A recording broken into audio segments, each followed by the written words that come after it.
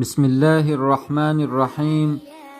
رسول الله صلی الله علیه و سلم فرمودند: یقال لصاحب القرآن اقرأ وارتق ورتل كما كنت ترتل في الدنيا فإن منزلك عند آخر آیت تقرأها.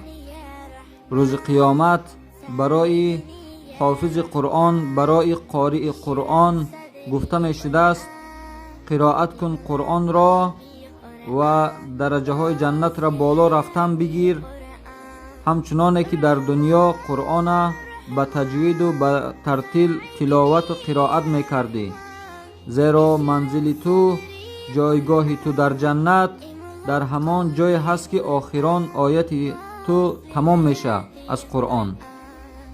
به همین خاطر برادران عزیز، برای فرزنداتان بهترین تلفن ها را، بهترین پلنشت، بهترین ماشین ها را میخرین تا که خوب آرام زندگی بکنن، اما بهترین کتاب را تعلیم دادن در کار برای فرزندها، زیرا مسئولیت هر پدر و مادر است که به فرزندش تعلیم قرآن بتید. ای برادرها، به جاه و مال نبود اعتماد، یعنی به پول داشتن و به مال داشتن تکیه کردن نمی شود. نوبت ایام طفلی بگذرد چون برق و باد. هر کی فرزند عزیزش را که در مکتب نداد، آن پدر بر روی فرزندش دری خاری کشاد.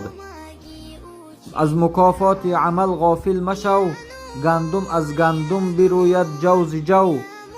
اگر فرزندا را که میوه حیات ما هستند، برنده این نام ما هستند، بعد از حیات ما زنده کننده این نام هر پدر و مادر هستند، اگر خوب تربیتشون کردیم، این درختها را، این زراعتها را خوب تربیتشون کردیم، در پیشگاه الله روز قیامت میوهش خوب میگیریم.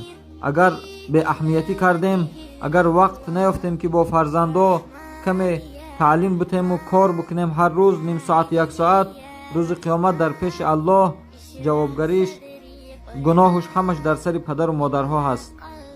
و صلی الله علی خیر خلقه محمد و آله و اصحابه اجمعین و السلام علیکم و رحمت الله و برکاته.